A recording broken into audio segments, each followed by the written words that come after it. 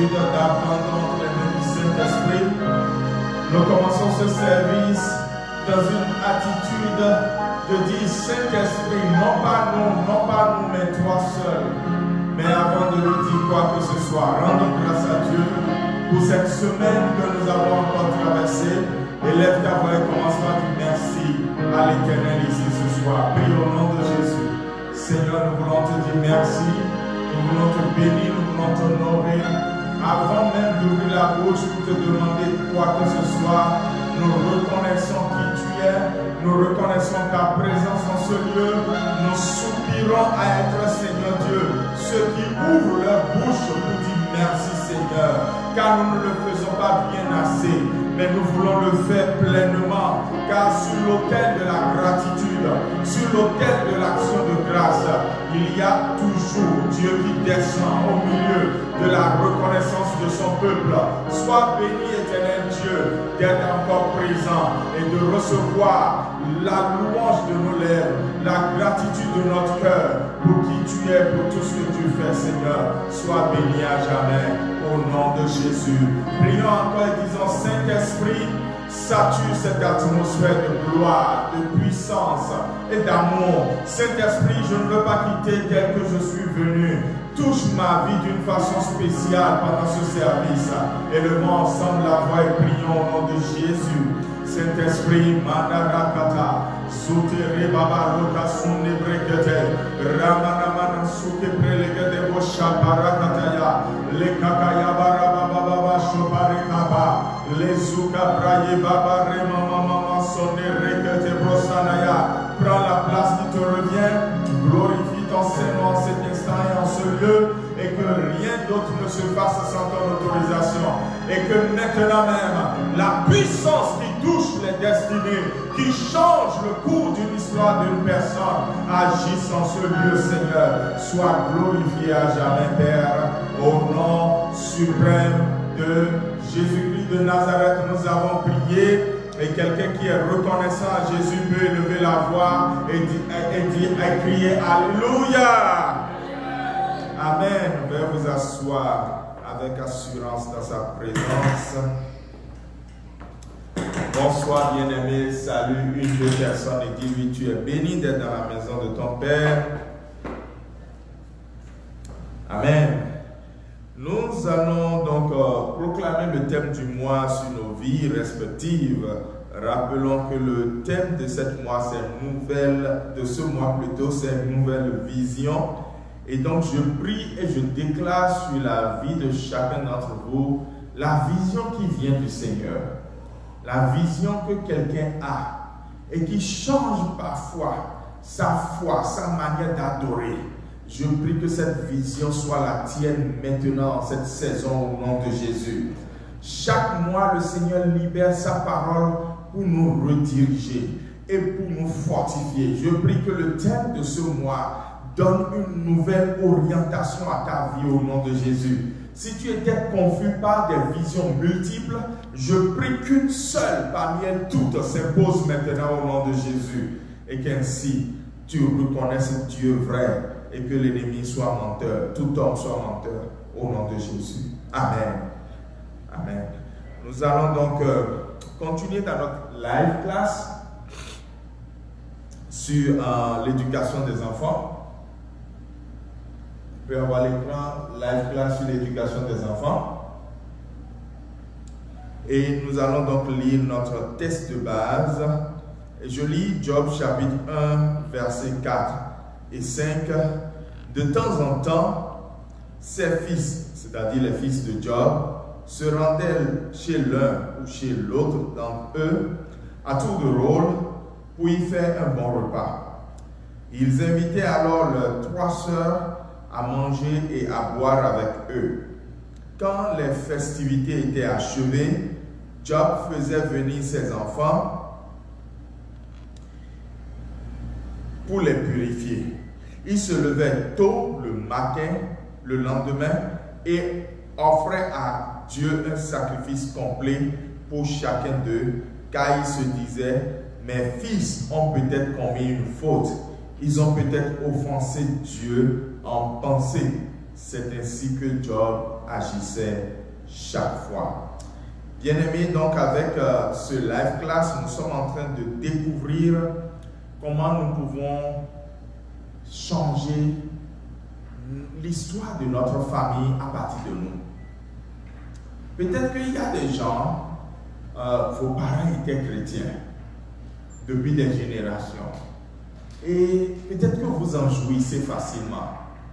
Mais quand on prend des gens comme moi, où nous sommes genre les premiers chrétiens de l'année, et quand on entre même dans la grande famille, on n'est pas le tout premier, mais on est parmi les premiers chrétiens, nous avons à cœur une seule chose. Quelqu'un dit une seule chose. Nous avons à cœur que l'histoire de notre famille commence par s'écrire d'une autre manière à partir de nous. Et ça, c'est ce que je veux. C'est la prière de mon épouse et de moi que, à partir de nous, l'histoire de notre maison s'écrive d'une autre manière. Est-ce qu'il y a quelqu'un ici qui a la même aspiration que moi? Alors vous êtes au bon endroit pour ce live class. Et donc le contenu de ce live class, c'est que nous avons vu déjà le test de base. Nous avons partagé ensemble beaucoup de richesses en comprenant ce test et nous avons partagé ensemble aussi des questions. Aujourd'hui, nous allons commencer par aborder le fond même de ce live class, l'éducation des enfants. Donc éduquer, nous voulons éduquer qui? Et nous voulons éduquer pour quel but? Et donc, c'est ça que nous commençons aujourd'hui. Oui, nous voulons éduquer qui et nous voulons éduquer pour quel but? Et comme je l'ai promis, nous commençons chaque session avec un fun fact. Le fun fact d'aujourd'hui, c'est les enfants sont bons en maths, ils ne sont pas bons en maths. Alors, il y a très très longtemps, un homme qu'on appelle James Dobson, c'est un médecin, il est psychologue et il est chrétien. Il est l'une des figures les plus marquantes de la foi chrétienne ici aux États-Unis. Et il est reconnu surtout pour son investissement énorme dans le ministère de la famille. Je l'écoute souvent, presque tous les jours, le matin, sur une radio chrétienne que vous pouvez capter aisément 88.5 FM, la radio EFA. Et donc, il a une émission très bien connue qu'on appelle Focus on the Family. Et il a dit une fois, et ça j'ai entendu ça il y a très longtemps, il y a 20 ans à peu près, il a dit que si certains enfants ont des difficultés à être bons en maths, que ça vient de la façon dont on les a éduqués à la maison. Et il a donné cet exemple. Il a dit que si par exemple on dit à un enfant, on ne ment pas, d'accord? L'enfant garde dans sa tête, mes parents m'ont dit, on ne ment pas. Maintenant, il se fait qu'un jour, les parents eux-mêmes mentent. Et l'enfant réalise que les parents ont menti. Ce n'est pas que l'enfant ne sait pas. Il sait maintenant que ça là, que les parents ont dit est un mensonge. Que ce fait-là provoque quelque chose. Je veux utiliser maintenant ces mots. Il dit, cela bouleverse le sens de la logique dans la tête des enfants. Que cela bouleverse le sens de la logique dans la tête des enfants. Et il continue en disant que si par exemple l'enfant va à l'école et qu'on lui dit que 2 plus 2 égale 4, l'enfant va se dire oui, 2 plus 2 égale 4 dans certains cas, et puis 2 plus 2 égale une autre réponse dans d'autres cas. Et pourquoi est-ce que l'enfant en serait arrivé à dire ça? Parce que l'enfant sait que parfois on ment et parfois on ne ment pas. Papa dit de ne pas mentir et pourtant maman ment. Et donc il y a une confusion de la logique dans la tête de l'enfant. Donc ça c'est le fun fact que nous partageons aujourd'hui après le fun fact qu'on a partagé le dimanche passé. Et comme je l'ai dit, nous démarrons chaque session du live class avec un fun fact. Et puis aujourd'hui donc nous commençons la deuxième partie de notre plan, éduquer. Qui, pourquoi? Alors, nous allons d'abord voir qui nous sommes en train d'éduquer, les enfants. Et pour ça, nous allons avoir 3 grandes parties.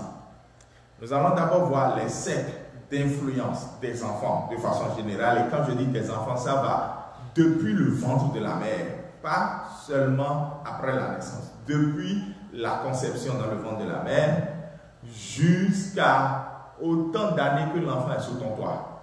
Si à 30 ans l'enfant est toujours sous ton toit, il est un enfant. D'accord? Donc quand je dis enfant ici, que quelqu'un ne voit pas le bébé, ou quelqu'un ne voit moins de 5 ans, ou quelqu'un voit un adolescent, non, c'est tout ça ensemble. Et puis après, nous allons voir les tranches d'âge et ce qui va avec. Et puis nous allons voir les générations. Alors, c'est quoi les cercles d'influence? Les cercles d'influence, c'est des personnes, des groupes, des endroits, des lieux, des situations, des événements, beaucoup de choses qui agissent, ou des outils aussi, et qui agissent directement en influençant les choix présents ou futurs, l'attitude, le comportement que peut avoir une personne. Et vous savez, l'enfant est en plein développement. Le développement psychologique de l'être humain est assez vraiment début depuis le ventre de la mère jusqu'à la jeunesse.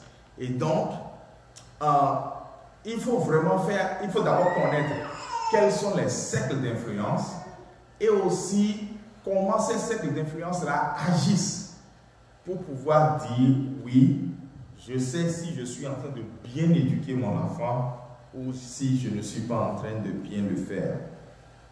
Alors, selon vous, il y a combien de cercles d'influence? Ou quels sont les cercles d'influence que vous connaissez? Il y a un qui est au tableau, ne répétez pas celui-là.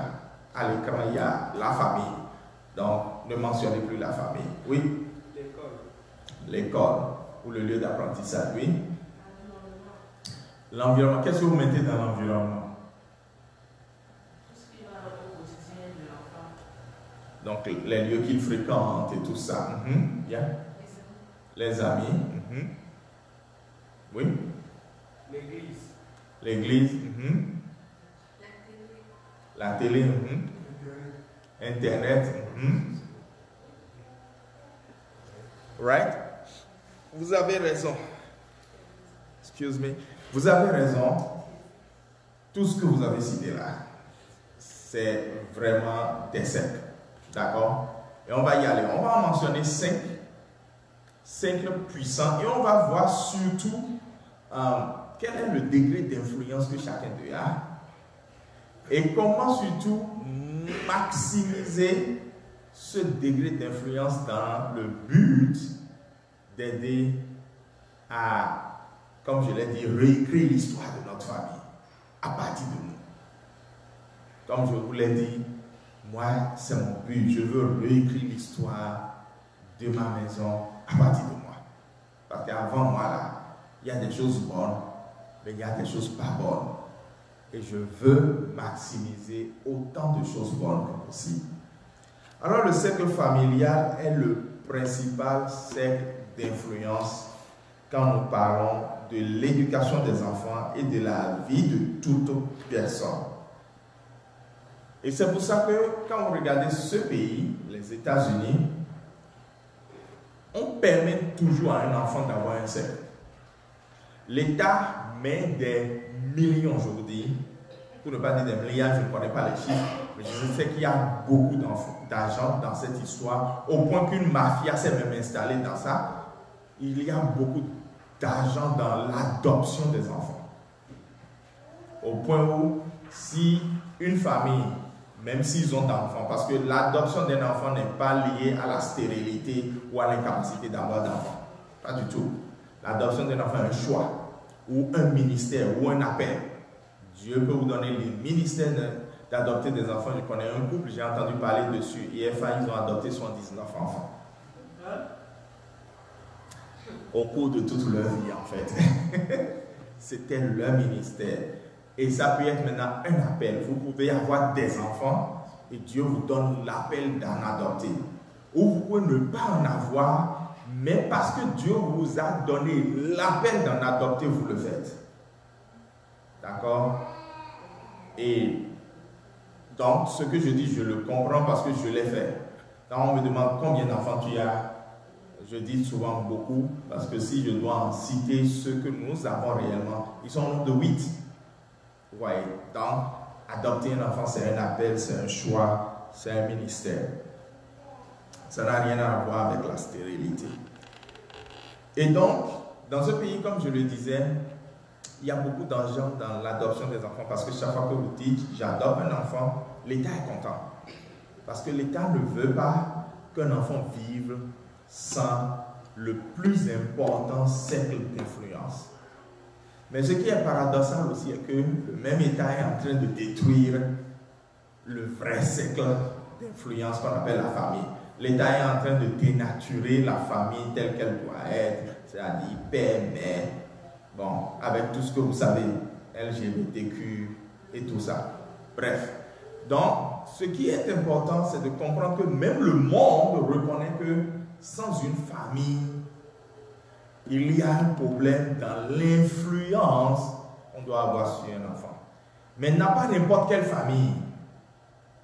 C'est là où intervient Dieu et son plan merveilleux de la famille. Quelqu'un dit Amen. Amen. Au point où Paul va jusqu'à dire que notre Dieu là, toutes les familles de la terre tirent leur nom de lui. Parce que Dieu a fondé la famille. Il donne le modèle de ce que la famille doit être. Et il dit, quand vous prenez des épîtres comme Éphésiens et Colossiens, la même chose a été répétée dans les deux lettres.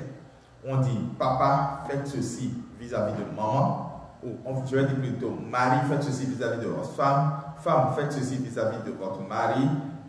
Parents, faites ceci vis-à-vis de vos enfants. Enfants, faites ceci vis-à-vis de vos parents. Et on a même inclus ce que nous appelons les domestiques chez nous. D'accord? Les servantes, les serviteurs.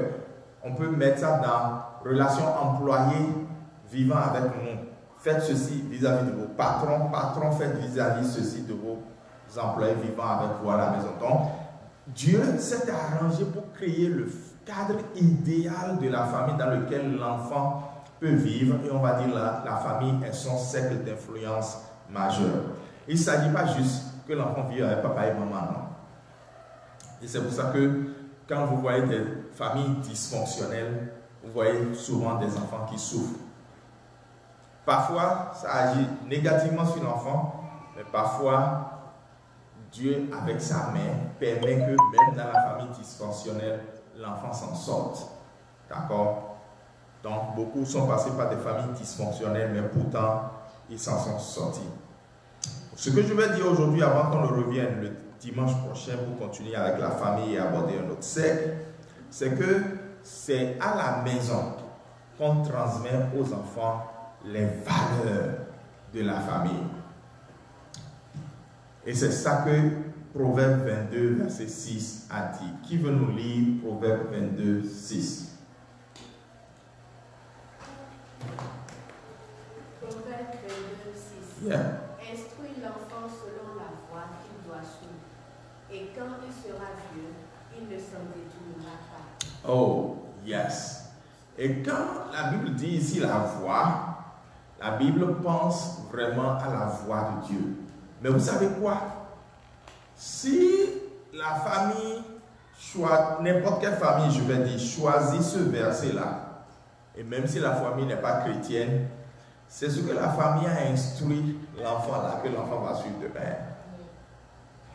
Si vous êtes, en tant que pasteur, l'un de mes plus grands chocs, au tout début de mon ministère, vraiment au début, c'était que j'ai vu des parents qui sont venus et qui m'ont dit, pasteur, mes enfants insultent avec des gros mots pas possibles. C'est-à-dire, on se demande même comment est-ce que de tels mots peuvent sortir de la bouche d'un enfant. Et j'étais choqué aussi. J'ai commencé par dire, mais les enfants, on ne dit pas ça, on ne fait pas ça. Puis un jour, je suis allé en visite chez ces gens-là. En moins de 5 minutes, j'ai compris pourquoi les enfants parlent comme ça. C'est parce que si vous voyez ce qui sort de la bouche des parents, c'est pas possible. c'est pas possible. C'est exactement la photocopie que les enfants font. Et l'un de mes mentors, un vieux pasteur, il a commencé le ministère pastoral l'année où moi je suis né. Et je suis resté sous lui pendant 6 ans. Il a été mon mentor. Nous avons prié tous les jeudis sans manquer pendant 4 ans. Et il m'a dit un jour, les enfants sont des disques vierges. Et la musique qu'ils jouent est ce que nous y avons gravé. La musique qu'ils jouent est ce que nous y avons gravé.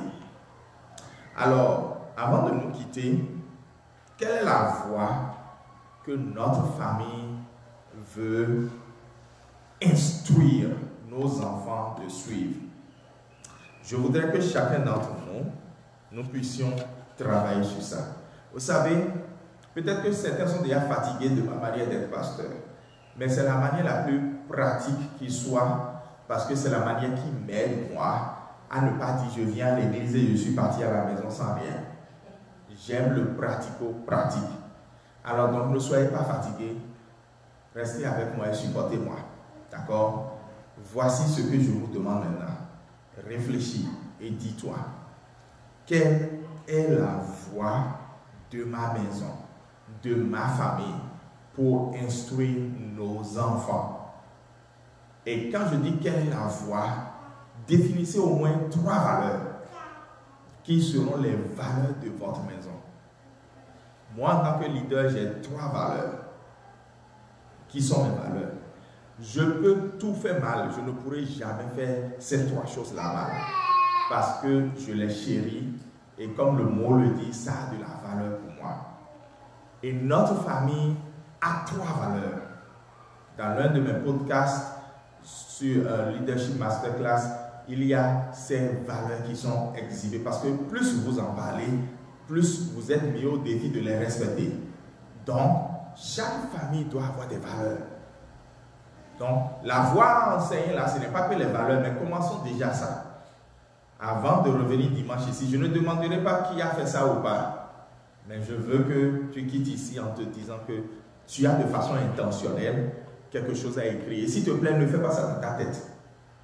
La plus mauvaise manière de faire les choses, c'est de dire j'ai fait ça. La meilleure manière de faire des choses, c'est d'écrire et de toujours être intentionnel dans ce que l'on fait. Donc, quelle est la voie que tu veux instruire tes enfants à suivre pour que l'histoire de votre famille à partir de vous soit réécrite d'une autre manière? Alors, c'est avec ça que nous quittons. C'est le takeaway d'aujourd'hui et nous allons ouvrir la page des contributions et des questions. Oui. Cercle familial, influence. Éduquer qui? Qui a des contributions ou des questions?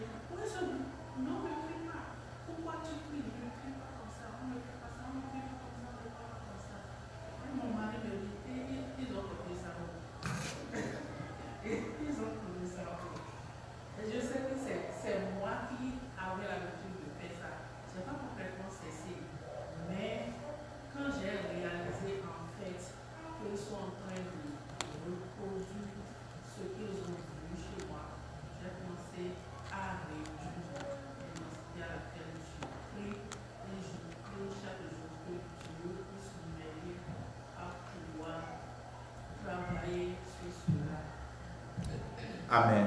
Merci. Merci surtout pour l'ouverture.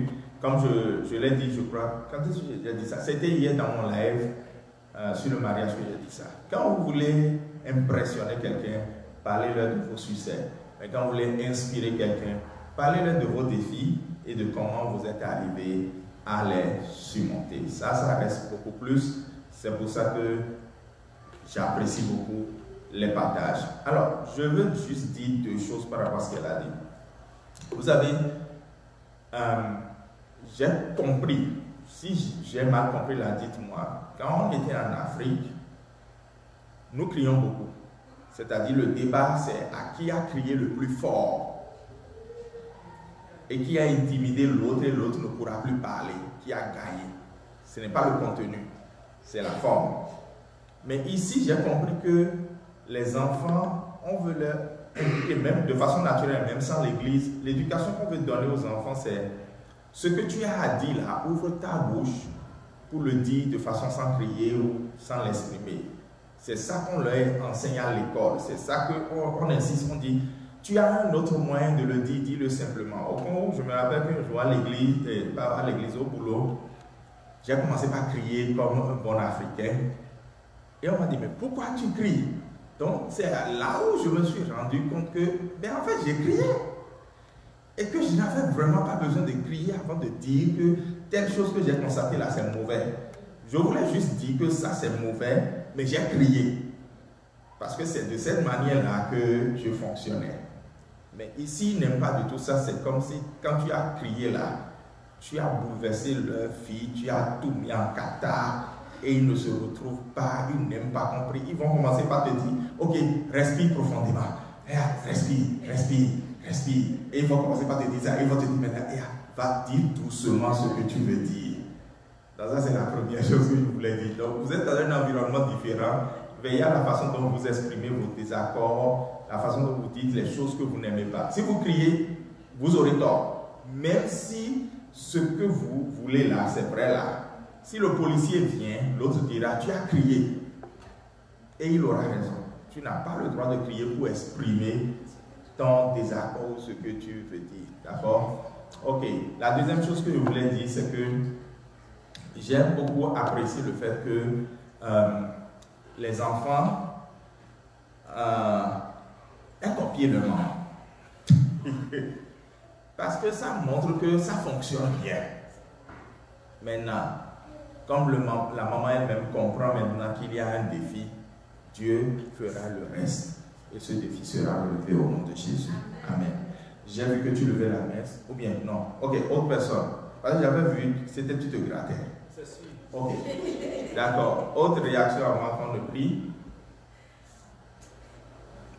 S'il n'y en a plus, alors on va prier. C'est le temps pour nous alors de prier. Aujourd'hui, on va prier avec les versets du message passé qu'on n'avait pas utilisé sur la parole de Dieu. Et le premier qu'on va lire, c'est Josué chapitre 1, verset 8.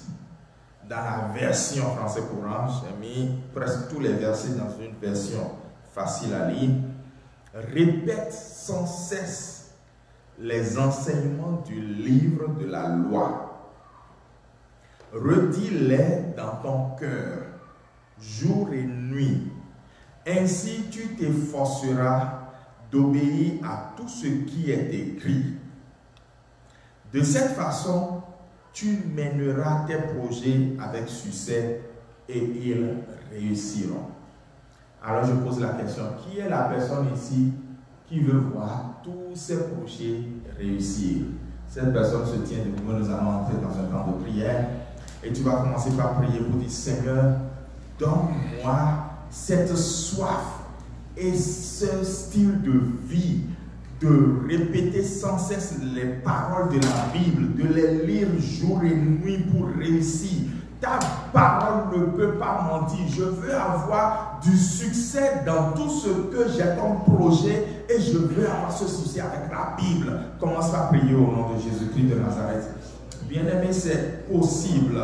Et c'est pour ça que nous sommes avec la parole maintenant pour dire, Jésus, que ta parole trouve sa place dans mon cœur, que ta parole trouve sa place en moi parce que j'ai la soif, j'ai la faim, j'ai le désir de la lire, de la mémoriser, de l'étudier, de la méditer. Car je suis fatigué d'entreprendre et d'échouer. La Bible me dit maintenant que si je veux entreprendre et réussir, c'est de méditer ta parole. Je vais réussir, je vais réussir.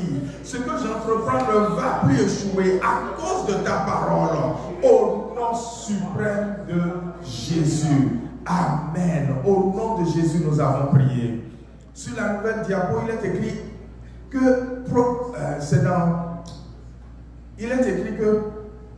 Proverbe chapitre 4, verset 20 à 22, mon fils, sois attentif à mes paroles, prête l'oreille à ce que je te dis.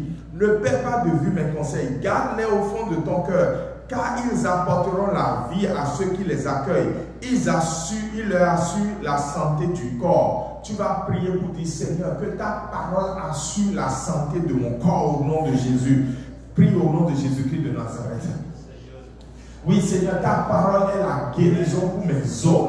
Ta parole est la guérison pour mon sang. Ta parole est la guérison pour mes nerfs. Ta parole est la guérison pour mon cerveau. Ta parole est la guérison pour mon cœur. Ta parole est la guérison de mon âme. Ta parole est la guérison de mon esprit. Ta parole est la guérison de ma chair et de mon sang. C'est pour cela que je m'appuie sur ta parole et je comprends qu'elle me guérit. Elle guérit, elle est la santé, elle est l'immunité en face des maladies, des contagions. Ta parole me donne l'immunité qui vient de Dieu. Et lorsque les pestes et les ravages frappent les Égyptiens, moi je suis de la descendance d'Abraham. Je ne suis pas frappé à cause de ta parole. Parce que quand je la garde et qu'elle est au fond de mon cœur, elle me préserve. Elle est la santé de mon corps. Je la proclame ainsi au nom suprême de Jésus. Merci à toi, Père. Alléluia. Romains 15, verset 4 dit: or, tout ce qui a été enseigné autrefois dans l'Écriture l'a été pour nous instruire, afin que la patience et l'encouragement qu'apportent les Écritures produisent en nous l'espérance. Pour quelqu'un qui est découragé maintenant, tu vas dire, Seigneur, que ta parole me réconforte. Pour quelqu'un qui veut la patience maintenant, tu vas lui dire, Seigneur, que ta parole me donne la patience et l'espérance. Prie au nom de Jésus-Christ de Nazareth. Oui, Seigneur, je crois réellement qu'avec ta parole, j'ai cette assurance d'avancer. Ce ne sera pas facile, mais j'ai de quoi me supporter sur le chemin. J'ai de quoi éviter le découragement. J'ai de quoi puiser du réconfort. J'ai de quoi ne pas agir avec précipitation. J'ai de quoi marcher avec patience. J'ai de quoi espérer. Et c'est ta parole qui me donne tout cela. C'est pour ça que, Père, je crie et je déclare que ta parole ainsi agisse en moi. Au nom suprême de Jésus. Au nom suprême de Jésus. Ta parole est ce sur quoi je m'appuie. Elle est ce qui me réconforte, ce qui me soutient dans cette marche pas facile. Je sais que par ta parole, j'avancerai encore. Au nom suprême de Jésus. Amen. Et la parole est ce qui nous remplit de joie. Psaume 119, verset 11. Tes préceptes sont pour jamais mon héritage et ils font le bonheur de ma vie. Tu dis, Seigneur, je me cache dans ta parole afin que Satan ne me vole jamais la joie qui me vient de toi. Prie au nom de Jésus-Christ de Nazareth. Satan n'est pas le maître de ton foyer. Satan n'est pas celui qui dirige ton emploi. Satan n'est pas celui qui dirige ta famille. Satan n'est pas celui qui dirige ta foi. Jésus est au contrôle de toutes ces choses. Voilà pourquoi tu cours maintenant. Tu te caches en Jésus, tu te caches en sa parole et elle fait la joie de ton cœur. Rien ne viendra voler le bonheur. Satan ne peut pas te voler le bonheur. Il n'est pas l'auteur de ton bonheur. Il n'est pas l'architecte de ton bonheur. Tu es caché dans la parole de Dieu pour avoir la joie qu'elle procure, pour avoir la joie qu'elle donne au nom suprême de Jésus, pour avoir la vie qu'elle donne au nom suprême de Jésus. Merci à toi, Père. Alléluia. Proverbe 30, verset 5 dit que toutes les paroles, pas certaines, sont dignes de confiance. Toutes les paroles de Dieu sont dignes de confiance parce que c'est un bouclier pour ceux qui prennent la parole comme un abri. Tu vas dire maintenant que ta parole protège ma famille. Que ta parole me protège, Seigneur. Prie au nom de Jésus-Christ de Nazareth. J'ai un bouclier, j'ai un canopie sous lequel je peux me remettre maintenant. Et ce bouclier-là est un dôme inviolable. C'est un bouclier contre toutes les traits enflammés de l'ennemi, contre tous les missiles des ténèbres. Seigneur Dieu, je me réfugie, car ta parole est vraie, elle est digne de confiance. Lorsque je me mets sous ce bouclier, je peux dormir en paix. Car je sais que Seigneur Dieu, c'est digne de confiance.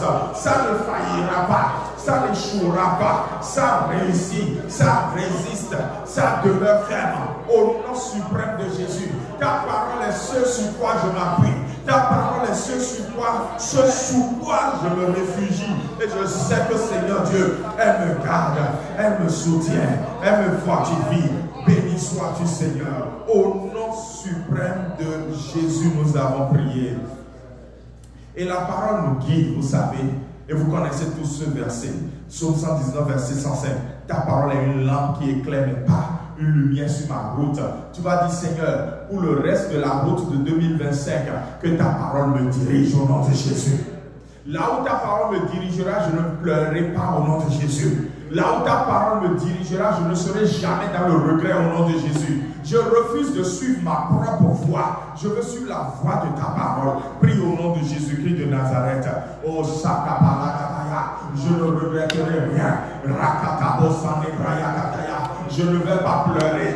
Randabaya Baba Shokapalakataya. Ce n'est pas ma destinée ni ma portion. Remandari Katosuke Prelegede. Même si c'était écrit quelque part, ça n'arrivera pas au nom de Jésus. Parce que j'ai pris ta parole. Je m'appuie sur ta parole. Je veux dépendre de ta parole. Au nom suprême de Jésus. Ah Seigneur, ta parole est tout ce que je veux. Est tout ce sur quoi je m'appuie. Est tout ce qu'il me faut. Je veux, Seigneur Dieu, vivre ta parole encore et encore, pour qu'elle me guide pour le reste de cette année. Moi et ma maison, nous avons un GPS infaillible qui est ta parole, Seigneur, au nom suprême de Jésus. Avant-dernière requête, la parole nous rend sages. Psaume 119, verset 30. Quand on découvre ta parole, on reçoit la lumière. Par elle, les gens simples deviennent capables de bien juger. Il y a une transformation surnaturelle qui peut se passer maintenant dans ton cerveau. Et tu vas commencer à te dire, mais qu'est-ce qui s'est passé? Un de mes fils a raconté ce témoignage. Il était au CE2. Quand Réna Bonki est venu au Bénin, ses parents sont allés à la campagne d'évangélisation. Il était souvent dernier de la classe. Toujours dernier de la classe. Mais le jour-là, il a eu la grâce. L'homme de Dieu a mis la main sur ta tête. Et à partir de ce jour-là, il n'a plus jamais cessé d'être premier de la classe. Je vous assure, histoire vraie. Il a témoigné même de ça encore la semaine passée. Et après, c'est un amoureux de la parole, parce qu'aujourd'hui, c'est un serviteur de Dieu.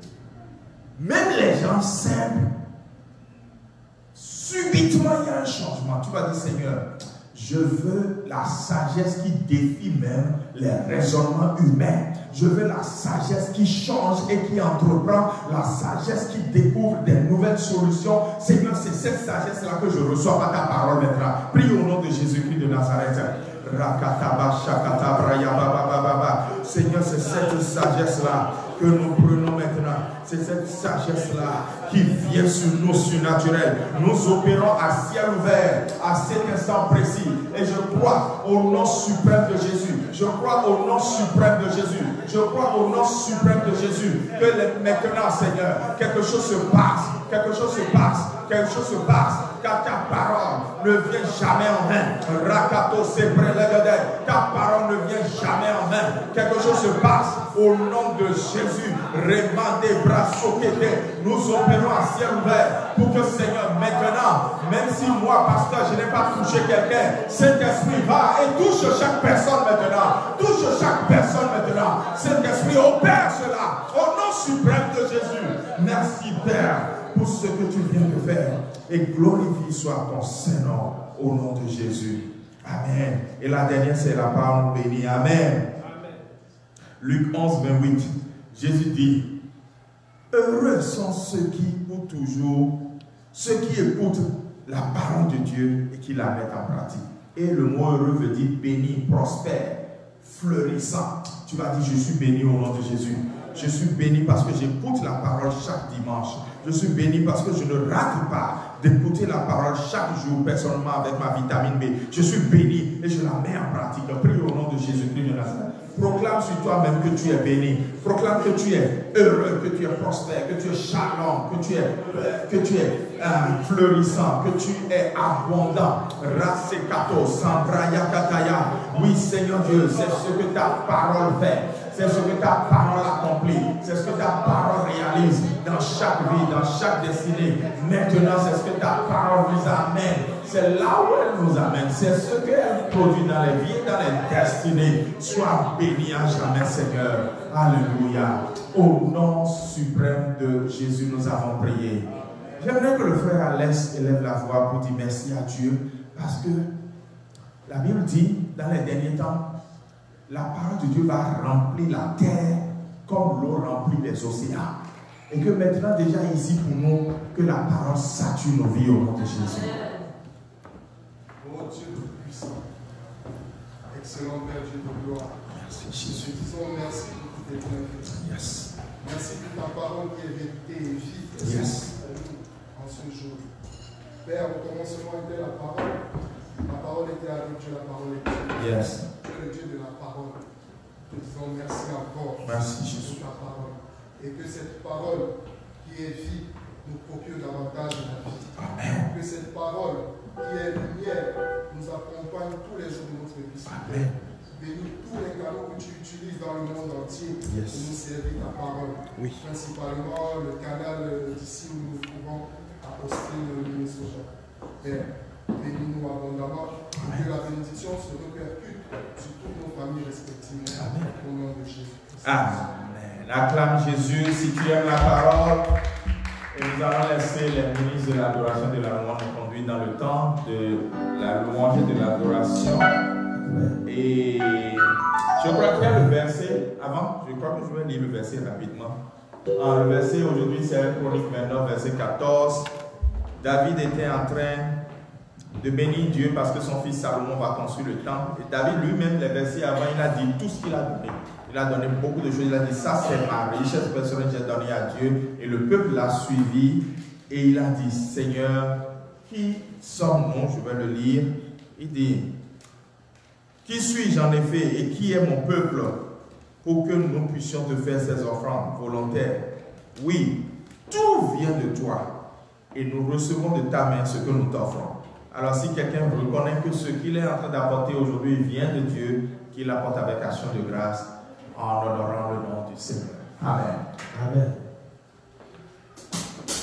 Alléluia. Alléluia. Dans 1 Thessaloniciens 5, verset 16, il est écrit, soyez toujours joyeux. Alléluia. Disons-nous la vérité. Est-ce qu'on peut être joyeux tout le temps? Répondez. Est-ce possible d'être joyeux tout le temps? Alléluia! Ça peut te faire par la joie. Alléluia! Amen! Nous avons dit merci au Seigneur pour ce qu'il a fait. Parce qu'il a fait de grands choses. Merci.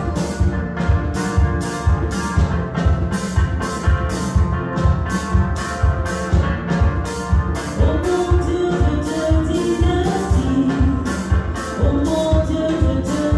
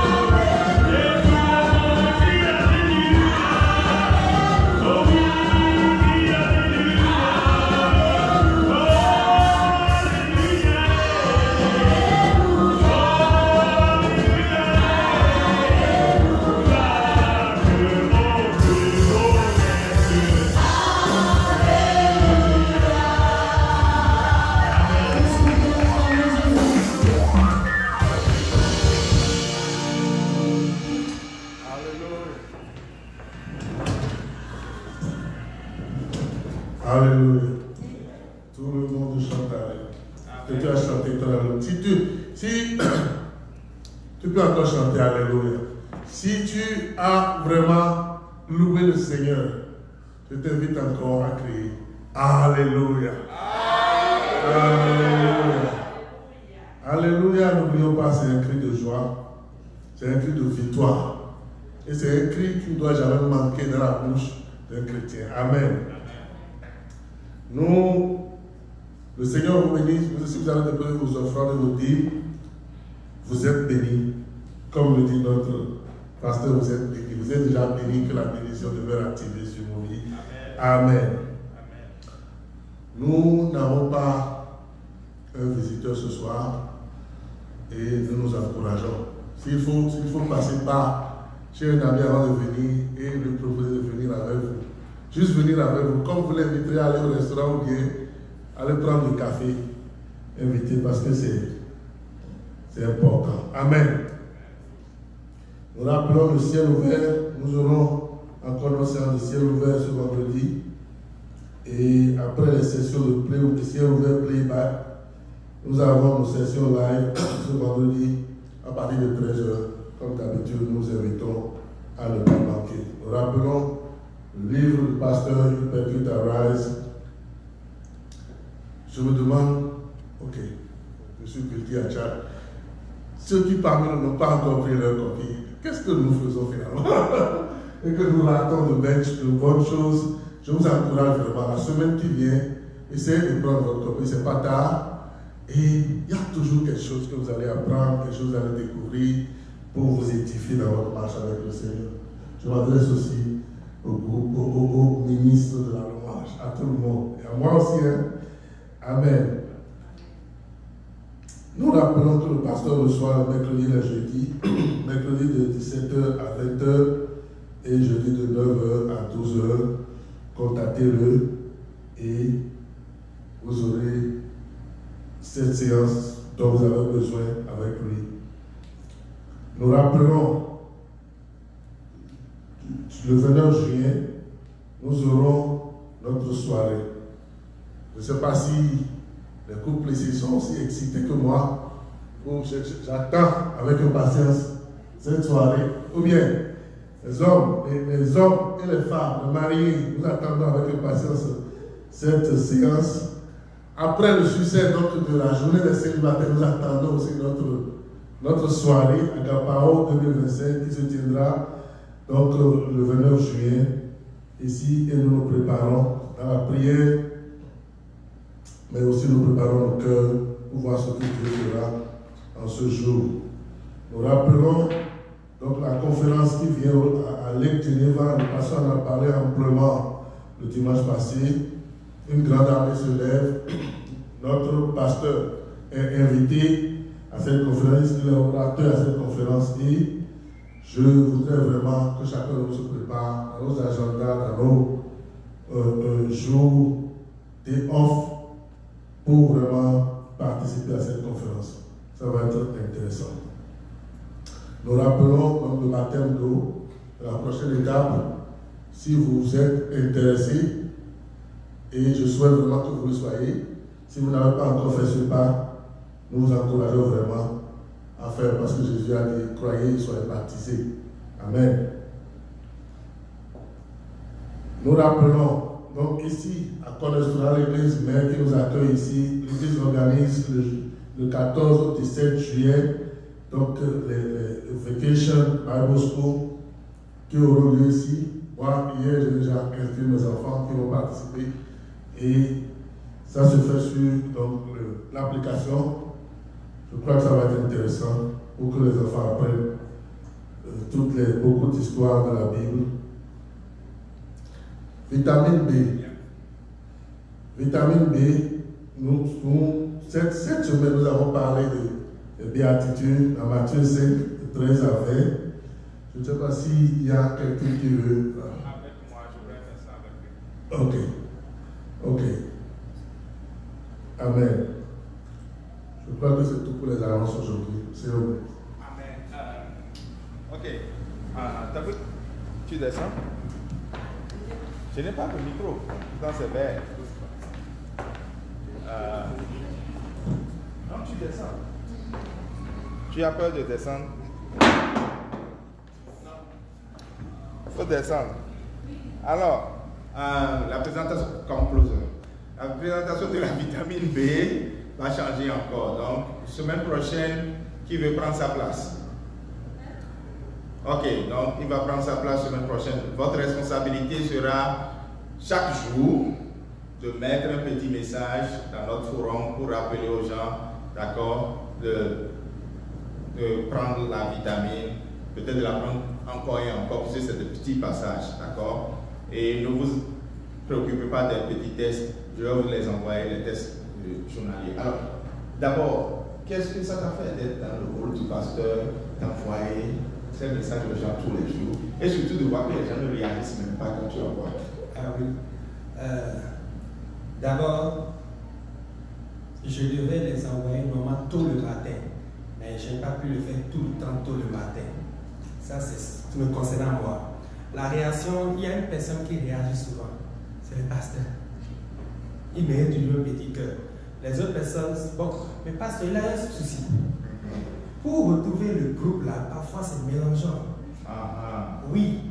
Donc, je ne sais pas si peut-être le message s'affiche, mais ils n'arrivent pas à réagir.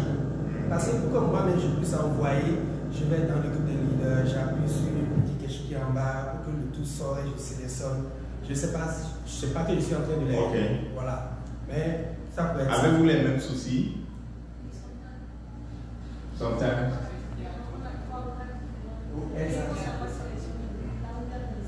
Ok. Donc on va faire un digital literacy pour que tout le monde sache utiliser le groupe. Ok. Deuxième, oui. Mais à part ça, c'était intéressant. Ça me permet chaque jour de lire le texte. Ok. Deuxièmement, qu'est-ce que tu as gagné en lisant le même texte chaque jour? Ah oui, c'est vrai, c'est un texte que je connaissais, mais j'ai gagné quelque chose de particulier que j'ai noté. Ok. Ok. Ce que moi j'ai gardé et ce qui me concerne particulièrement, c'est l'endroit où il est écrit heureux ceux qui, bon, je ne veux pas de ceux qui pleurent, mais la partie là est claire, dit heureux ceux qui pleurent. Dans tout, c'est cette partie-là qui m'a personnellement interpellé. Bon, pourquoi ça m'a interpellé? Je me suis posé la question, comment on peut dire heureux ceux qui pleurent? Mais la réponse se trouve dans la suite du verset. Je peux continuer. Yeah. Voilà, la réponse se trouve dans la suite du verset, parce que ça veut dire qu'il serait bon qu'on cultive la sensibilité aux souffrances et aux péchés. Quand nous avons péché, c'est souvent bon que ce péché-là nous touche tellement comme peuple du Seigneur. Je ne veux plus reprendre ce péché, je veux l'abandonner. Donc c'est ça qui m'a vraiment touché, moi particulièrement. Merci beaucoup. Demeure béni. J'espère que nous allons nous rattraper en prenant la vitamine B pour encourager le leader Jonas. Et donc, le dimanche prochain, le leader Freshno va passer. C'est lui d'abord qui va nous exhorter. Je vais voir s'il y avait des restrictions. Je ne sais pas, je n'avais pas fait attention à ça. S'il y avait des restrictions qui vous empêchaient de réagir. Dans la partie annonce, vous ne pouvez pas réagir. Mais dans la partie normalement de member, vous pouvez réagir si je ne me trompe pas. Mais je vais voir quand même et on va corriger cela. Alors c'est le moment de passer un temps d'adoration et de laisser notre cœur être prêt pour la parole du Seigneur. Et Dieu a quelque chose en réserve pour chacun d'entre nous aujourd'hui. Quelque chose de merveilleux. Amen.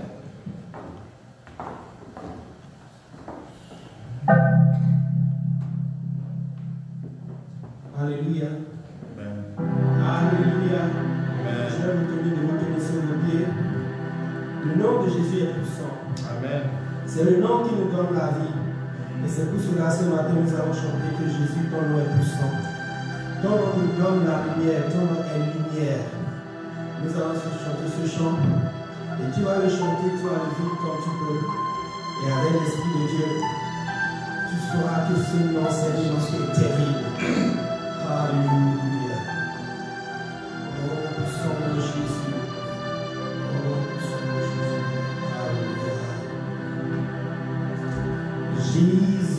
ton nom est puissant. Jésus, ton nom est lumière. Jésus, ton nom détruit les forteresses. Jésus, ton nom est vie. Alléluia. Jésus, ton nom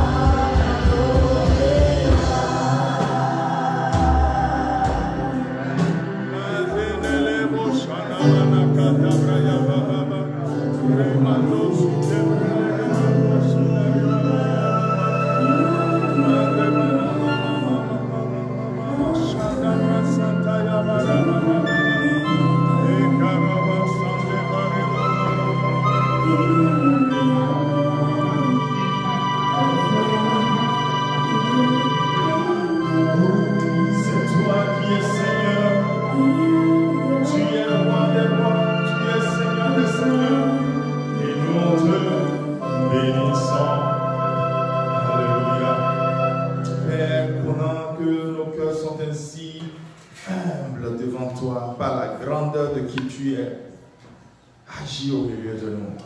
Saint-Esprit, ne laisse personne indifférent, insensible, mais que les cœurs s'ouvrent devant ta gloire. Le roi fait son entrée dans chaque cœur ici ce soir. Le nom de Dieu est glorifié. Au nom de Jésus. Amen. Amen. Amen. Demeurez bénis chacun. Dis à ton voisin, tu es béni. Que Dieu ait pitié de moi et me donne la force pour prêcher ce soir. Amen. Priez pour moi. Hier, j'étais à Taste of Nation toute la matinée. Et dès que j'ai plié bagage à 15h, je suis allé travailler. Et donc, je suis vraiment fatigué. Mais Dieu a pitié de moi et jusqu'ici, il m'a soutenu. Amen. Du feu sur ma langue. Et à Taste of Nation, hier, j'ai eu la grâce d'évangéliser. J'aime ça. Et comme l'été vient, vous savez qu'on veut évangéliser aussi. J'ai partagé ces genres de bracelets avec des versets bibliques. On en avait 25, il n'en restait que celui que je porte. Donc ça veut dire que au moins 24 personnes ont lu la parole de Dieu. Et puis j'ai partagé Manga le Merci. Certainement ils ne pourront pas comprendre parce que c'est en français. Mais je sais que parfois les images parlent et Dieu est mystérieux. Quelqu'un dit Dieu est mystérieux. Il y a 3 jeunes, ce n'étaient pas des enfants. Même bizarrement, c'est beaucoup plus des jeunes qui ont pris ça. Il y a 3 jeunes filles, je vous épargne la description. Et l'une d'elles, en prenant, dit: oh, j'ai déjà vu un manga où il y a Jésus et Bouddha dedans ensemble. C'est sûr que celui-ci aussi, c'est la même chose. Donc, je suis sûr qu'elle va lire ça avec passion. Et un autre jeune m'a dit: non, ne t'en fais pas, c'est en français, là, c'est pas un problème. Je vais mettre mon téléphone dessus. Et tout ce qui est en français, je vais interpréter. Donc, je sais que les jeunes sont smart et que nous avons évangélisé. Nous allons continuer par semer la parole de Dieu. C'est l'été, nous allons sortir, nous allons beaucoup sortir, donc préparez-vous. Du feu sur ma langue. Mais quel genre de feu? Amen. Il s'agit de conserver et de préparer son cœur et sa langue pour des exploits. Quelqu'un dit Amen. Nous sommes toujours dans la série des langues de feu. Aujourd'hui, nous sommes au 4e message de la série. Nous aurons à lire Jacques chapitre 3, versets 8 à 12 tout à l'heure. Et pour ceux qui ne le savent pas, quand nous avons commencé cette série, nous avons premièrement parlé des vautours. Des vautours qui veulent signer des alliances avec nous. Qui veut signer des alliances avec des vautours ici. Et nous avons compris que Abraham nous a enseigné qu'il ne faut jamais laisser les vautours signer l'alliance quand Dieu est prêt de signer l'alliance. Et qu'il faut chasser les vautours avec le feu.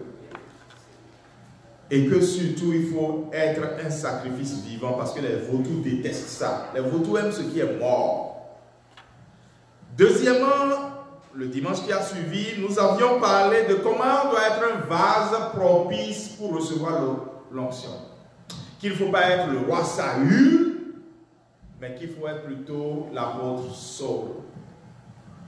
Et c'est tellement important, parce que l'onction est à la portée de chacun. Quelqu'un dit Amen. Amen.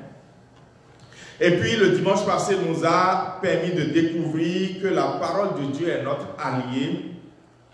Et une exigence aussi si nous voulons avoir une intimité avec Dieu, avec le Saint-Esprit. Aujourd'hui, nous allons voir la prière, qui est aussi une autre exigence et un support pour vivre une communion spirituelle en cette saison de Pentecôte. Nous avons encore 3 dimanches, et ce sera dimanche de Pentecôte. Par la grâce de Dieu, nous aurons aussi Sainte Seine ce jour-là. Et donc nous voulons conserver et préparer notre cœur et notre langue pour des exploits. Est-ce qu'il y a quelqu'un de comme ça ici? Amen. Amen. Je ne sais pas ce qu'il y a sur mon PowerPoint avant tout ça. Je vais lire le texte là plus tard. Allons proclamer ensemble maintenant. Proclamons ensemble. Père, je sais que si je sépare ce qui est vil de ce qui est précieux, Ma bouche sera comme ta bouche. Seigneur Jésus, je me consacre tout entier à toi. Je te consacre mon cœur et ma langue. Saint-Esprit, remplis-moi de sagesse et de feu en cette saison. Deux parties seulement. La première partie dans ce message, c'est quel est mon choix et quelle est ma réponse. C'est là où on va lire le texte de Jacques. Est-ce que tu peux retourner en arrière, s'il te plaît? Il est écrit Jacques chapitre 3, versets 8 à 12. Et paradoxalement, puisque moi, mon message était presque une série, c'est ce texte de Jacques chapitre 3 qu'on a médité à la réunion des hommes cette semaine à Cornerstone le mardi. Ça a été assez chaud, parce que affaire de langue là, c'est pas petite affaire. Alors il est écrit, par elle, nous bénissons le Seigneur, par notre langue, nous bénissons le Seigneur notre Père, et par elle, nous maudissons les hommes faits à l'image de Dieu. De la même bouche sortent la bénédiction et la malédiction. Et là, Jacques dit, frère, je vais ajouter sœur, il ne faut pas qu'il en soit ainsi. Alors quel est notre choix et notre réponse à Jacques ce soir? La source fait-elle jaillir par la même ouverture l'eau douce et l'eau amère? Je n'ai pas encore vu de source pareille. Quand on parle de source, ce n'est pas robinet. C'est des sources naturelles. Si quelqu'un va contaminer la source, oui, la source peut faire ça. Mais naturellement, si la source n'est pas contaminée, je crois que vous avez fait l'agronomie et donc géologie et tout ça, c'est un peu votre truc. Est-ce que source peut faire pareil? Je ne sais pas. Un figuier, mes frères, peut-il produire des olives? Ça au moins c'est non. Mais avec tout ce qu'on peut faire comme bagage génétique aujourd'hui, ou des vignes, des figues, c'est-à-dire est-ce qu'un arbre peut produire des fruits contraires à son espèce? Non. De l'eau salée ne peut pas non plus produire de l'eau douce. Jacques écrivait à une époque où les gens ne faisaient pas ça. Aujourd'hui, nous pouvons faire ça. Et malheureusement, c'est ce que nous faisons avec notre langue. Mais il ne faut pas qu'il en soit ainsi. Next slide, je vais dire deux choses avant. Dans les blessings de cette année, dans les blessings de cette année, nous avons déjà reçu un don de 500 qui va nous permettre de faire les séances d'évangélisation et nous rendons grâce à Dieu. Et dans l'objectif de soutenir des étudiants dans 2 instituts bibliques, nous avons reçu aussi un montant de $657, je crois, ce qui fait que on est maintenant à seulement 573 pour atteindre cet objectif de 1200. Et donc, il y a d'autres domaines de blessing à pouvoir saisir. Donc, si le Seigneur parle à quelqu'un, ne retenez pas votre cœur. Quel est mon choix et ma réponse? Vous savez, quand on dit feu, et j'ai déjà dit ça ici, tout le monde voit un incendie, mais le feu ne fait pas qu'incendier. Le feu nous permet de préparer, je vais dire sanitaire, de désinfecter, voilà, etc., etc. Le feu est utile. Donc le feu peut être constructif comme le feu peut être destructif. Et c'est la même chose avec la langue. Dans Jacques 3, le verset 8 qu'on n'a pas lu, Jacques a dit que notre langue est comme un feu. Maintenant, c'est à nous de décider quel genre de feu nous voulons que notre langue soit. Parce qu'il y a du feu sur la langue de chacun. Quelqu'un dit du feu sur ma langue. Et c'est là où nous devons comprendre que nous pouvons éviter que nos langues fassent des dégâts. Proverbe chapitre 18, verset 21. J'ai mis tous ces versets-là, vous pouvez les garder, les lire. Peut-être quelqu'un choisit un verset et commence par le chercher. Tout à l'heure, avant que je ne finisse de citer Proverbe, la personne va me lire celui qui l'a choisi et va lire. Proverbe chapitre 18, verset 21 nous apprend que la vie et la mort sont au pouvoir de la langue. Ça veut dire qu'il y a un feu de vie sur ta langue qui peut donner de la vie, mais il y a aussi un feu de mort sur ta langue qui peut donner la mort. Et donc, quel est est le feu qu'il y a sur nos langues. Et la Bible continue en disant que celui qui aime ce feu-là va manger les fruits de ce feu. Si tu aimes le feu de la vie qu'il y a sur ta langue, tu vas manger les fruits du feu de la vie, mais si jamais tu as aimé le feu de la mort, je n'ose même pas dire que tu vas. Je ne vais pas dire ça. Ok. Qui veut lire un autre verset? Qui est à l'écran? Ok. Lequel tu as choisi? Qui dit? Car je crains de ne pas vous trouver à mon arrivée tel que je voudrais et d'être moi-même trouvé par vous tel que je ne voudrais pas. Je crains de trouver des querelles, de la jalousie, des animosités, des cabales, des médisances, des calomnies, de l'orgueil et des troubles.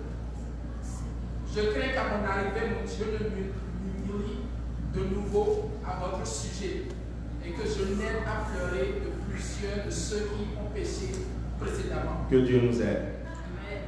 Amen. Amen. Qui veut lire un autre verset qu'il a vu? Oui. Oui. Ok. Tu ne prépareras point de faux témoignages. Tu ne te joindras point aux méchants pour faire un faux témoignage. Faut pas faire de faux témoignages. Faut pas faire de calomnie. Quelqu'un avait-il un autre verset qui veut lire? Ok, oui. Tu ne répandras point de calomnie parmi ton peuple. Tu ne t'élèveras point contre le sang de ton prochain. Je suis l'Éternel. Et j'aime quand il donne les commandements et à la fin il dit je suis l'Éternel. Il y avait quelqu'un qui voulait lire l'autre, oui. Proverbe 16, verset 27. Yeah. L'homme pervers prépare le malheur, et il y a sur ses lèvres comme un feu ardent. Il y a du feu sur les lèvres. Oui, tu levais la main, oui, toutes les versions ont été prises. Ok. Ben, tous les versets sont partis. Ok. Bien aimé, quel est le feu qu'il y a sur notre langue? Jacques dit, il ne faut pas qu'il en soit ainsi. C'est-à-dire, il ne faut pas que sur la langue, il y ait deux feux.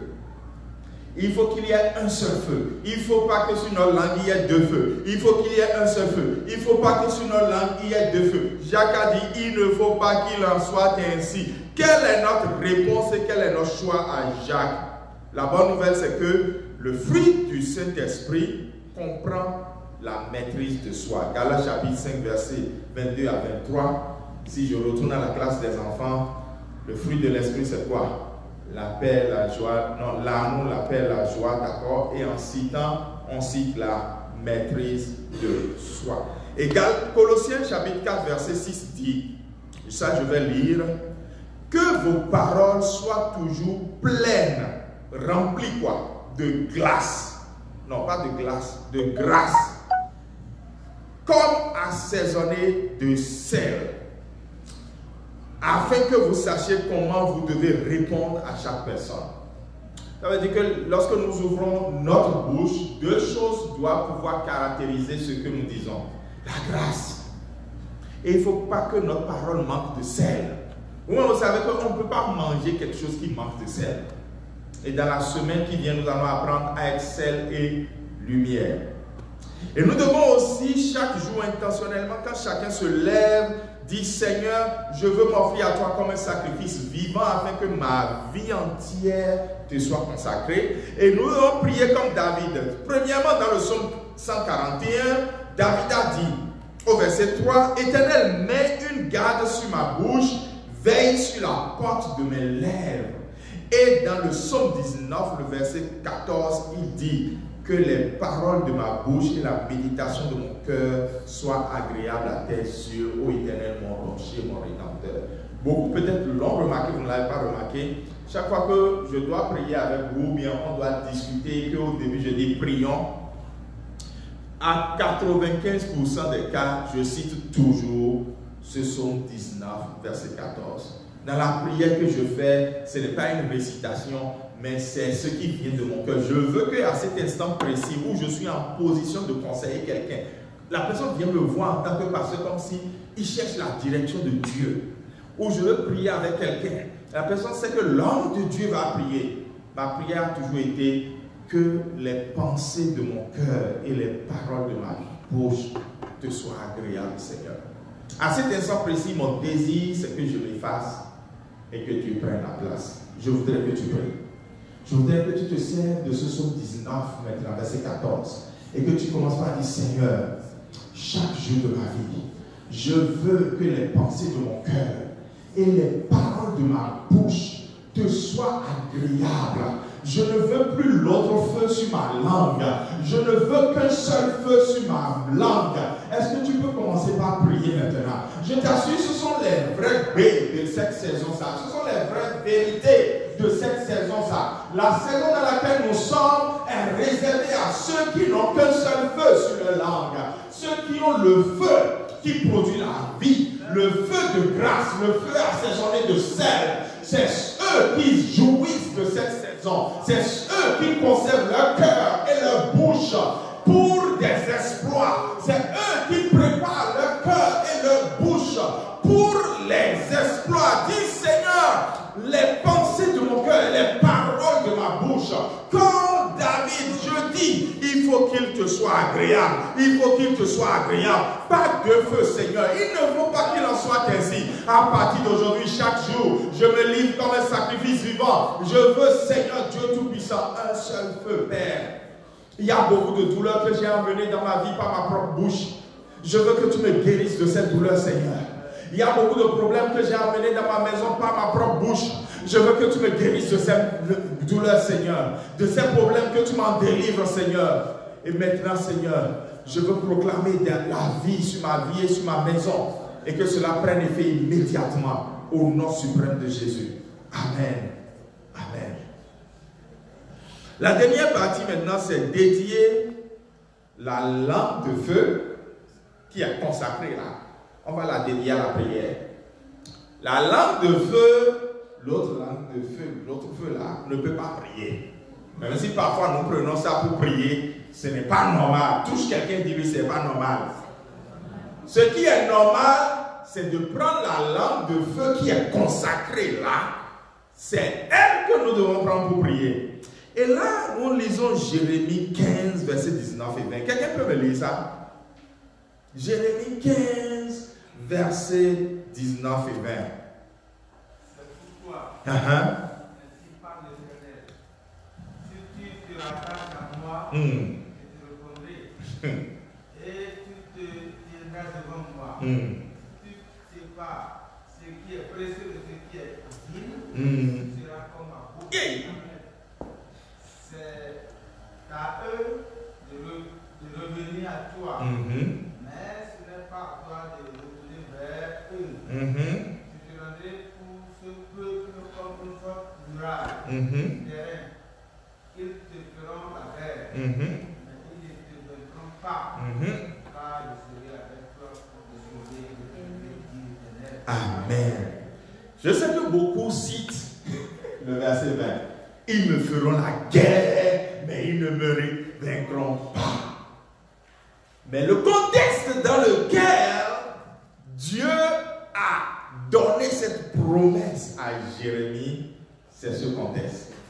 Jérémie, si tu sépares ce qui est bas de ce qui est Tengbedjoula, si tu sépares ce qui est vil de ce qui est précieux, je ferai de ta bouche comme ma bouche. Et quand j'ai découvert ce verset il y a très longtemps, j'ai dit, Seigneur, je veux que ma bouche soit ta bouche. Est-ce que quelqu'un peut faire la même proclamation? C'est là où tu es conscient que le feu qui est sur ta bouche là peut faire des choses, peut prier, peut produire des résultats. Je veux que ma bouche soit ta bouche, mais ça demande que je me consacre à toi. Et je vous assure, dans les quelques points que je veux développer, je vais vous montrer comment cela arrive. Vous êtes capable désormais de faire ce qu'on appelle des prières non formelles. Peut-être qu'il y a des gens ici, je ne dis pas que c'est mauvais. C'est mieux de faire ça que de ne rien faire. Il y a des gens ici peut-être qui font encore des prières de récitation. Des prières de tous les jours, c'est la même prière qu'on récite, c'est la même chose qu'on dit. Quand on veut parler à Dieu, c'est toujours la même chose. Peut-être c'est un texte écrit. Je dis, si tu es encore à ce level, gloire à Dieu, c'est même mieux que tu sois là, que tu ne pries pas du tout. Maintenant, si tu veux shift de level, et puis en te réveillant le matin, tu as d'autres mots pour dire merci à Dieu. Tu as d'autres mots pour prier. Tu as d'autres mots pour parler. Tu as d'autres mots pour dialoguer avec ton Père. Tu as d'autres mots pour entrer dans cette relation importante avec Dieu et lui parler pour qu'il te parle en retour. Ça commence lorsque ta langue est consacrée. Mais si ta langue n'est pas consacrée, tu voudras l'ouvrir, mais rien ne viendra dans ton cœur pour que ta bouche s'ouvre. Et vous savez, il faut quitter le camp de ceux qui récitent les prières.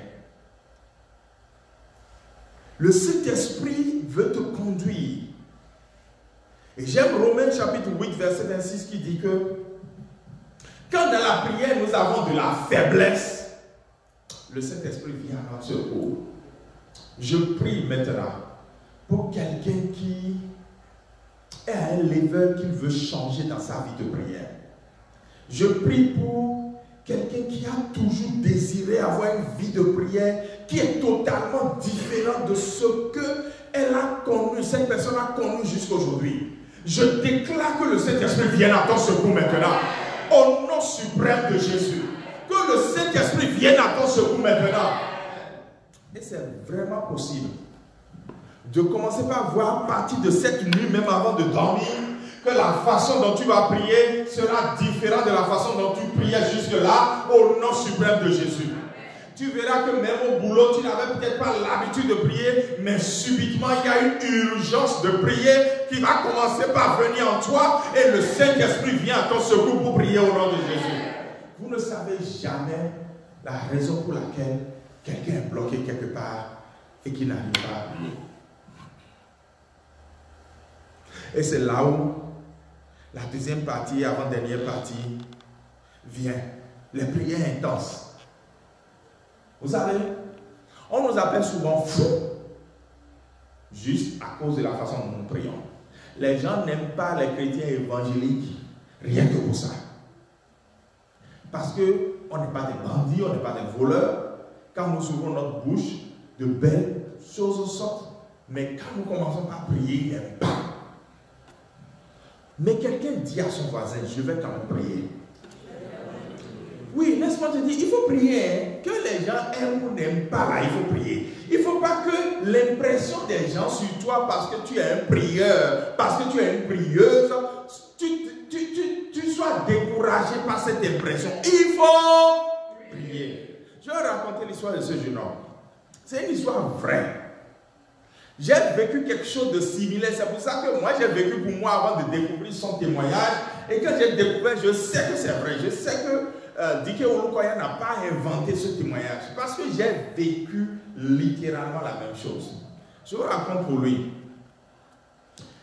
C'est un menuisier. Et il est jeune, mais il est broke. Il est pauvre.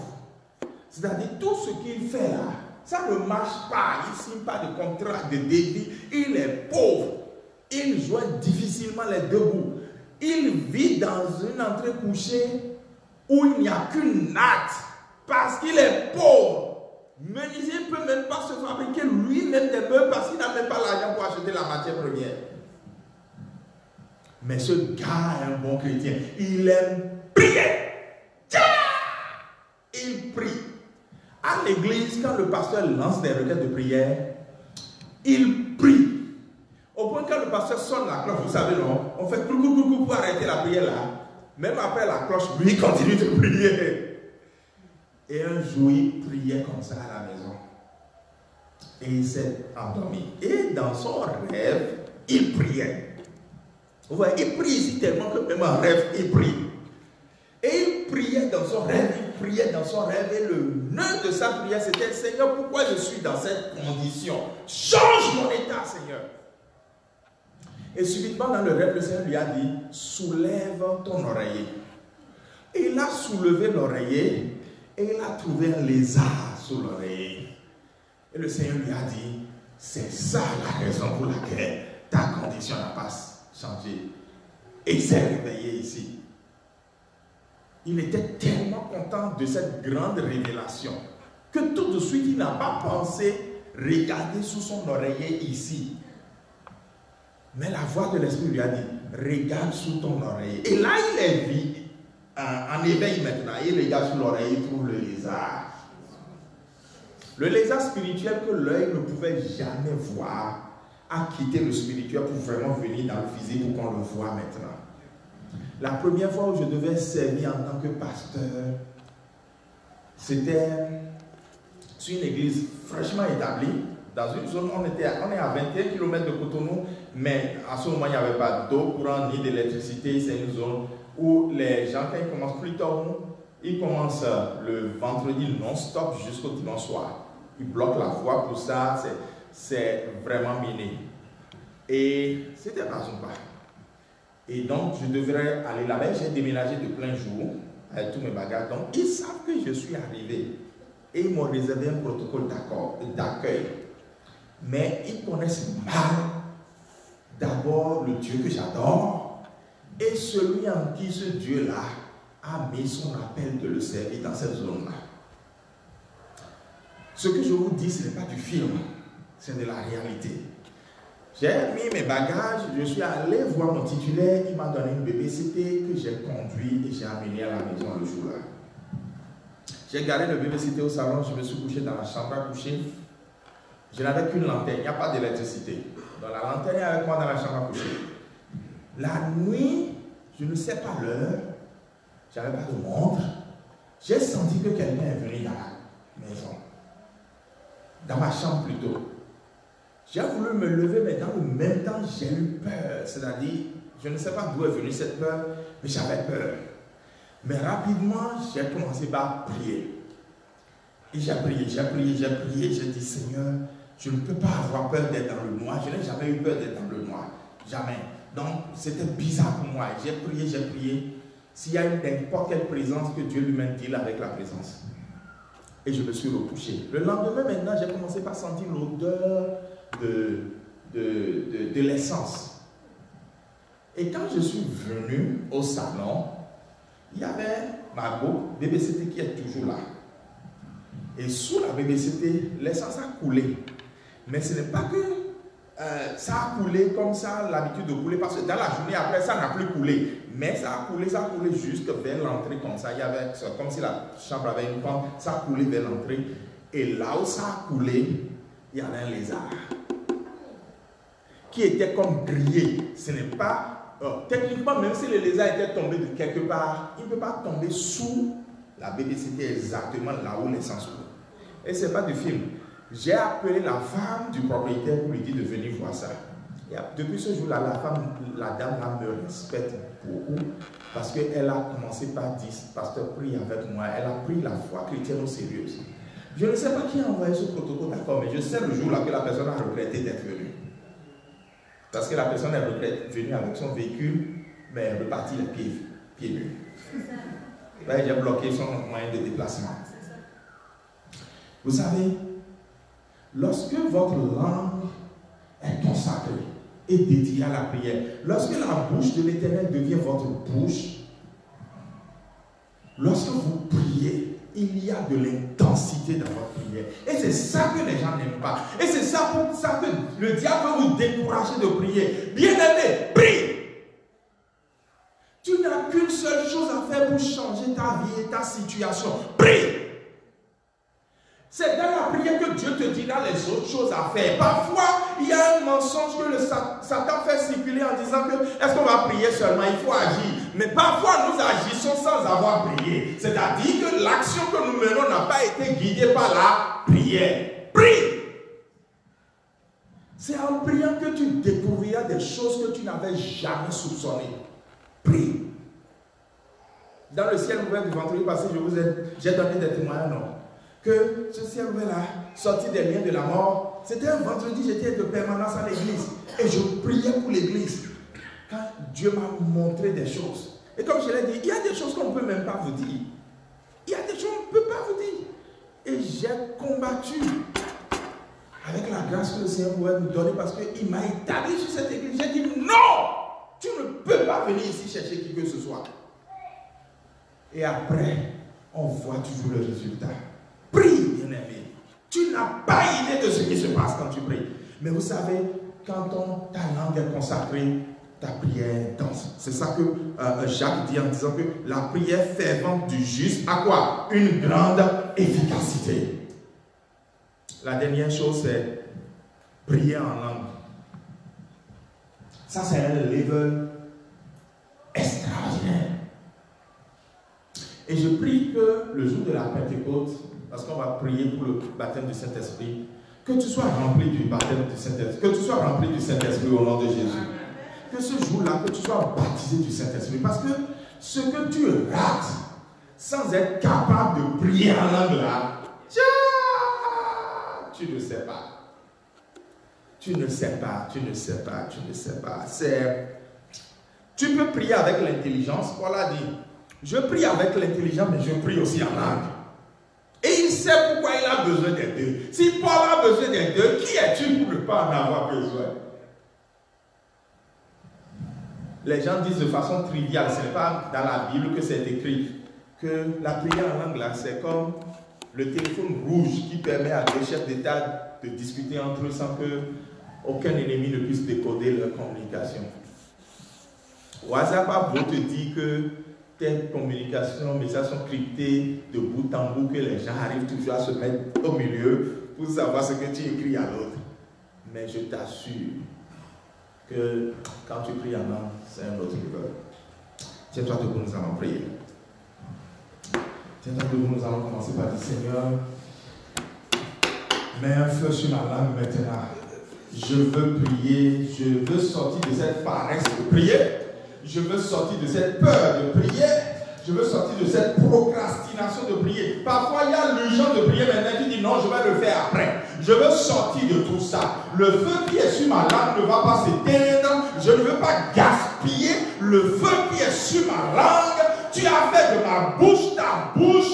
Je veux prier. Commence par prier pour que le ciel ouvert, au-dessous desquels nous sommes en train d'opérer maintenant, puisse commencer par toucher ta vie. Le Seigneur commence par toucher ta vie parce que tu opères à ciel ouvert. Et pendant que tu pries, quelque chose commence par se passer. Rapaka sokoto robo sandaye, likato sukapa lega dabaya bababa, rando suke prelega de roshakabari kato sandara bababa, manda brose pelegade, rakataba, luze prekelege zukabalagada. Seigneur Dieu, remplis quelqu'un maintenant, sando que prelega zukakaya, fais bouger quelqu'un d'un level qui n'est pas normalement le level d'intimité dans la prière. La prière c'est un autre level. Rakapo sukapalegade, zumane braïkapo sokoto, rapakayaba sonde reketelegade. Seigneur Dieu tout-puissant, oh maintenant, ta fille a besoin de toi. Maintenant, ton fils a besoin de toi. Quelqu'un qui était découragé dans la prière, reprend vie dans la prière. Le carburant ne manque plus maintenant.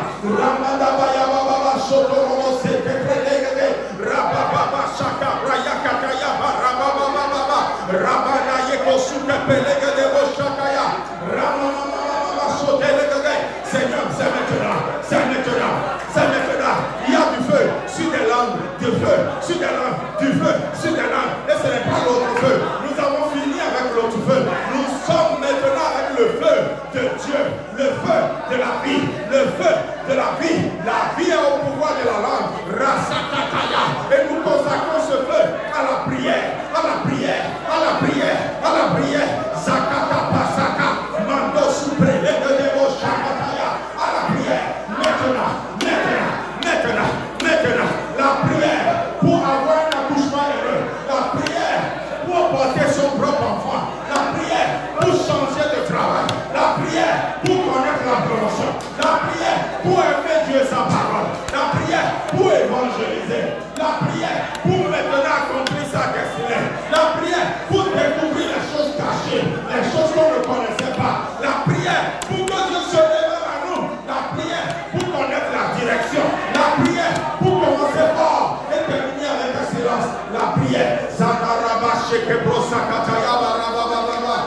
Merci à toi, Seigneur, pour ce que tu fais maintenant.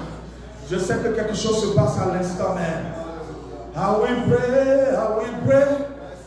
I will pray, oh, I will pray if I don't pray.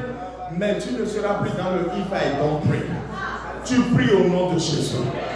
Tu retrouves ta vie de prière. Tu retrouves ta vie de consécration. Tu vois maintenant le produit de tes prières au nom de Jésus. Peut-être tu as longtemps prié, tu te demandais est-ce que ça a jamais produit quelque chose. Maintenant tu vois le produit de tes prières au nom suprême de Jésus. Tu vis maintenant une intimité plus grande avec le Seigneur par la prière au nom de Jésus. Seigneur, au cours de cette semaine, que ce soit une semaine maintenant de feu, que des témoignages fusent, que maintenant cette semaine, un réveil s'empare de chaque maison, un réveil s'empare de chaque personne, au nom suprême de Jésus. Seigneur, cette semaine, nous disons, nous entrons dans une sorte de saison où nous mangeons le fruit de la vie qui est sur notre langue au nom de Jésus. Que l'amour de Dieu, le Père, la grâce du Fils et la communion du Saint-Esprit demeurent avec chacun. Que le bonheur et la grâce soient les compagnons divins affectés à la vie de chaque personne au nom de Jésus. C'est dit et cela se réalise au nom de Jésus. Béni sois-tu, Seigneur. Au nom suprême de Jésus, nous avons prié. Amen. Bien-aimés, continue de prier. On se donne rendez-vous vendredi sur ciel ouvert. Amen. Amen.